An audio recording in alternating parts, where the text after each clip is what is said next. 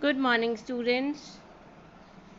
Today we are going to start with the chapter related to biology, that is living organisms. So, that is the chapter number 7, the world of living. In this, you will be able to differentiate between living and non-living things. कि living things में ऐसा अलग क्या होता है, what are the characteristics of living things. ठीक है. So you know very well about living and non-living things. The chair you can say that we can say it living or non-living. Yes, it is non-living. Why it is non-living? यही reason हमें अभी आज पढ़ने हैं, that why it is non-living. Okay, so ये आज का ये क्लास पढ़ने के बाद आपको ये करना है. फर्स्ट एक्टिविटी है लिविंग और नॉन लिविंग थिंग्स को आपको अलग अलग करना है. 103 पेज पे, first page of the book. So कल बुक रीडिंग भी हम करेंगे. Firstly we are coming to characteristics of living things.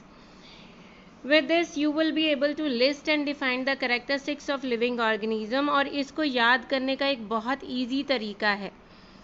So first जो कैरेक्टरिस्टिक्स है वो बाद में लेंगे, अभी बाकी सारे ले रहे हैं हम. देखो इसका ये याद करने का तरीका है. Mrs Gren, M for movement, M for metabolism, then R for respiration, S for sensitivity या स्टिमुलस जो आपकी बुक में है, then G for growth, R for reproduction, E for excretion and N for nutrition. ठीक है, इसको one by one पढ़ते हैं हम. मूवमेंट, अगर हम अपनी पोजीशन या जगह चेंज कर रहे हैं, कोई भी ऑर्गेनिज्म अपनी पोजीशन या जगह चेंज कर रहा है, दैट इज़ द मूवमेंट, है ना. सिंपल वर्ड्स में चलना. सो सभी ऑर्गेनिजम्स चलते हैं. लीविंग द प्लांट्स असाइड, तो प्लांट्स में और बहुत सारी और बाकी सारे कैरेक्टरिस्टिक्स हैं. Okay, so first characteristics of living organism is movement. Then second is respiration. अच्छा, इस रेस्पिरेशन में आता है आपका फर्स्ट कैरेक्टरिस्टिक जो आपकी बुक में है कि living things are made up of cells. Cell जो होता है बेटा, सेल लाइफ का एक बेसिक यूनिट है. वो हर प्लांट में, हर एनिमल में, हर बर्ड में, हर इंसेक्ट में आपको मिलेगा.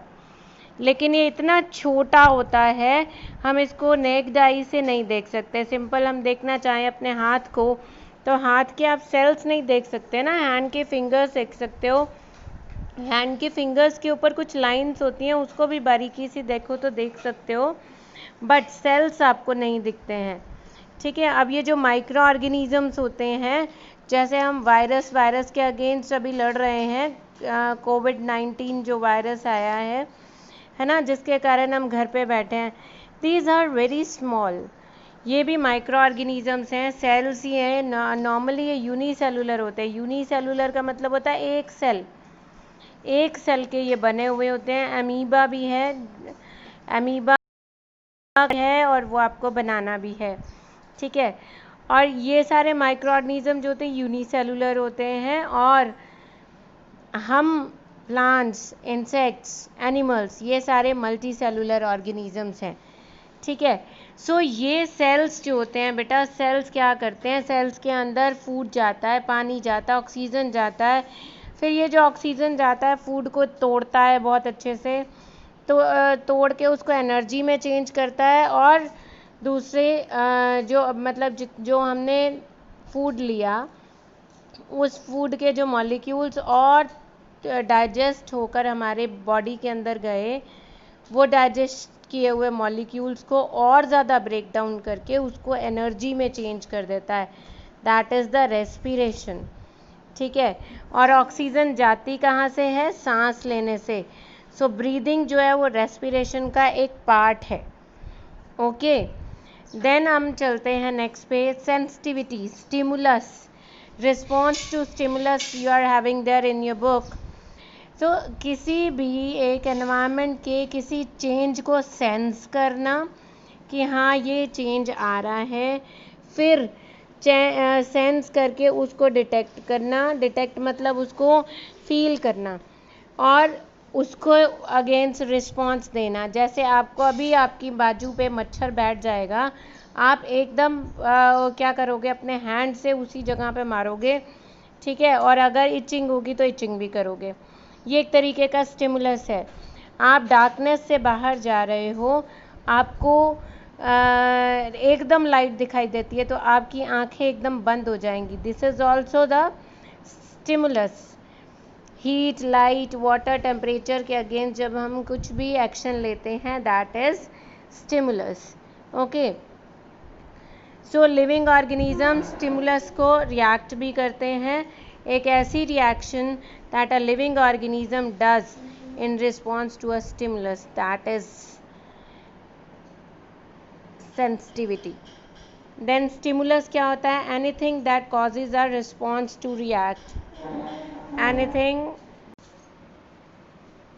So beta, stimulus, what we call the stimulus, anything that causes a response to react। मतलब कोई भी ऐसी चीज़, जैसे हीट हो गई, गर्म चीज़ है, हम एकदम अपना हैंड हटाएंगे गर्म ऑब्जेक्ट को टच करते ही। लाइट है, लाइट में जाते ही आंखें हमारी बंद हो जाएंगी। टेम्परेचर, ऐसे ही बहुत सारी जितनी चीज़ें जिनको लेकर हम रिएक्ट करते हैं उसको बोलते हैं स्टिमुलस, ठीक है। देन ग्रोथ मतलब बढ़ना, एक परमानेंट इंक्रीज जो साइज में होता रहता है, मतलब उसके बाद आप दोबारा वापस नहीं हो सकते, ठीक है। और वो इंक्रीज कैसे होता है कि जब आप बड़े हो गए हो तो आपकी बोन्स भी बड़ी हो गई, आपकी मसल्स भी बड़ी हो गई, आपके अंदर जो सेल नंबर था वो भी बड़ा हो गया और सेल का साइज भी बड़ा हो गया, जिसकी वजह से परमानेंट चेंज आया है। अब ये देखो, एक सीड में से थोड़ी सी रूट्स निकली, थोड़ा सा स्टेम निकला, फिर उसके बाद ये बड़ा होता होता ये प्लांट इतना बड़ा हो गया। ये वापस उसमें चेंज नहीं हो सकता, ये एक परमानेंट चेंज है, ठीक है। Then it is a process by which living organism get bigger. Cells increase in size and each cell become larger, ठीक है, ये ग्रोथ में होता है। Then we are coming to reproduction. Reproduction बच्चे, ये ऐसा प्रोसेस जिससे एक ऑर्गेनिज्म अपने जैसे और ऑर्गेनिज्म प्रोड्यूस कर सकता है, ठीक है, इजी लैंग्वेज में बच्चे पैदा कर सकता है। The process that make more of the same kind of organisms, ठीक है। प्लांट से फ्रूट बनता है ना, प्लांट्स के अंदर फ्लावर बनता है, फ्लावर से फ्रूट बनता है, फिर फ्रूट के अंदर सीड्स होते हैं, उन सीड्स से हम न्यू प्लांट्स बना सकते हैं, है ना। सो ये रिप्रोडक्शन जो होता है ये भी लिविंग ऑर्गेनिज्म का कैरेक्टरिस्टिक है।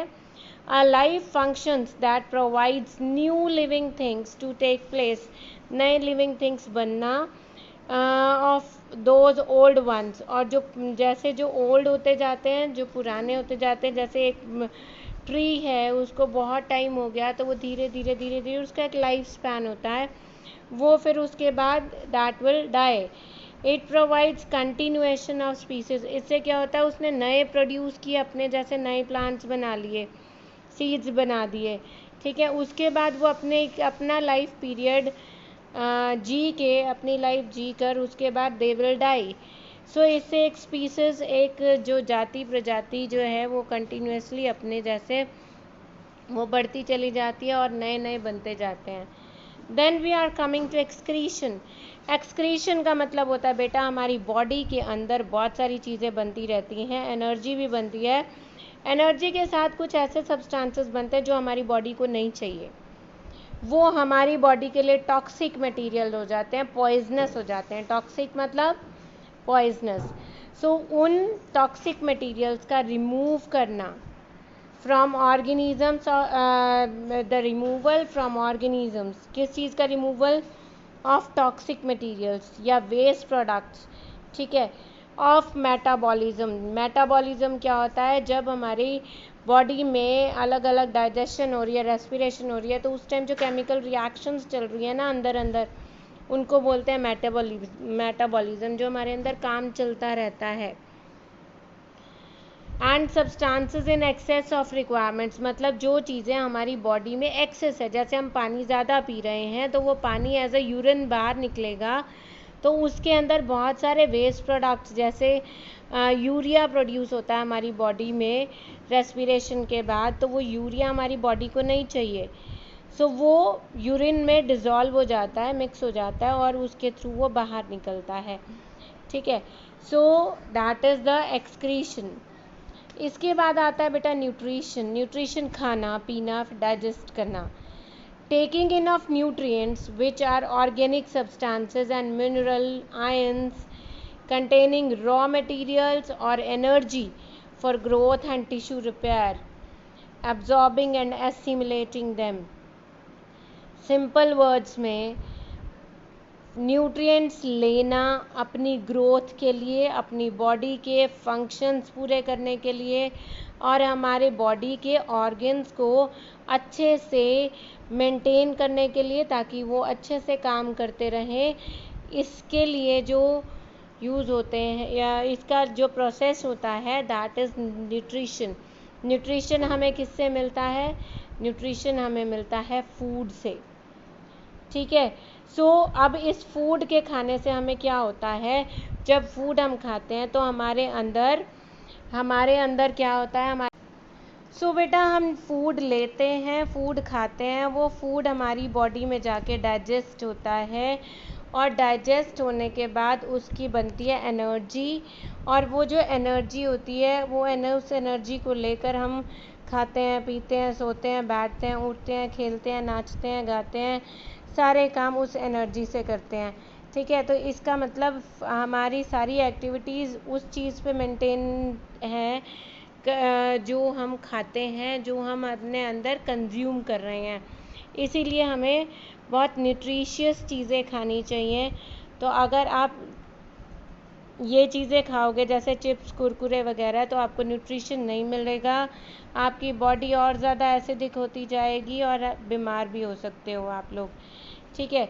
सो इन चीज़ों का आपको ध्यान रखना चाहिए कि जो भी खाओ न्यूट्रिशियस खाओ, हरी सब्जियां ज़रूर खाओ, घर में बना हुआ जो भी खाना है वो खाओ, ठीक है, बाहर से नहीं लेना। देन इसके बाद जो आपको चोट लग जाती है और उसके बाद आपकी जो बॉडी ठीक होती है, अपने आप को ठीक करती है बॉडी, तो that body is also because of the proteins present in your food. Food में जो प्रोटीन्स होते हैं उससे टिश्यू रिपेयर होता है, ठीक है। So then we are coming to the summary. First is movement, चलना फिरना, रेस्पिरेशन सांस लेना और फूड को डाइजेस्ट करके उससे एनर्जी बनाना, सेंसिटिविटी मीन्स किसी चीज़ के थ्रू अगेंस्ट रिएक्शन देना, देन ग्रो करना, बढ़ते जाना, रिप्रोड्यूस अपने जैसे और यंग वंस प्रोड्यूस करना, एक्सक्रीशन मीन्स अपनी बॉडी में से वेस्ट मटेरियल को बाहर निकालना, न्यूट्रिशन मीन्स फूड लेना और उससे फिर आगे रेस्पिरेशन होना, ठीक है जी। और ये सारे न्यूट्रिएंट्स आप पढ़ चुके हो सेकंड चैप्टर में कि अलग अलग काम आते हैं, vitamin A, vitamin B, proteins, vitamin सारे किस किस काम आते हैं। So these all comes in the nutrition. So we are coming to a quiz. अब इसमें आपको कैरेक्टरिस्टिक्स गैस करना है क्या चल रहा है यहाँ पे।